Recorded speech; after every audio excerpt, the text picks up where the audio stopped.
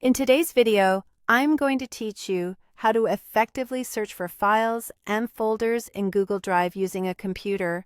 By the end, you'll know how to find what you need quickly using the search bar and the built-in filters, so you can spend less time hunting and more time getting things done.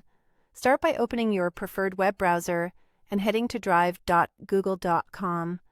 If you're not already signed in, log into your Google account. Make sure you're using the account that actually holds the files you're looking for, especially if you switch between personal and work accounts. Once you're in, look to the top of the page for the Search Drive bar. This is the starting point for every search. Click inside the search bar and type the file name, folder name, or a keyword related to what you're looking for. The more specific you are, the better your results will be. For example, include a distinctive word from the title or a topic you remember. When you're ready, press Enter and Drive will show you a list of matching results. If you see too many items or not quite what you need, refine your results by clicking the filter icon in the search bar. Depending on your interface, it might look like 3 horizontal sliders or a small triangle.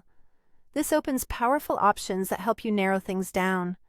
Use the type filter to specify the kind of file you want, like document, spreadsheet, PDF, or presentation. If you know who owns the file, adjust the owner filter to My Files or Shared with Me, which is especially helpful for items someone else sent you. The location filter lets you search within a specific folder or across your entire My Drive. If you have a good idea where the file lives, choosing that folder can make a big difference. Date Modified helps when you remember roughly when you last viewed or edited the file. Pick a recent time frame or a custom date range to tighten the results. Finally, Item Status lets you include or exclude items in the trash. If something seems to be missing, checking the trashed option can help you recover it. You can combine several filters at once to zero in on exactly what you need. If your results get too narrow, simply revisit the filter panel and loosen a setting or two. Once you see the item you want, click the file or folder to open it and confirm it's the right one. If this video helped, please like, subscribe, and share. Thanks for watching.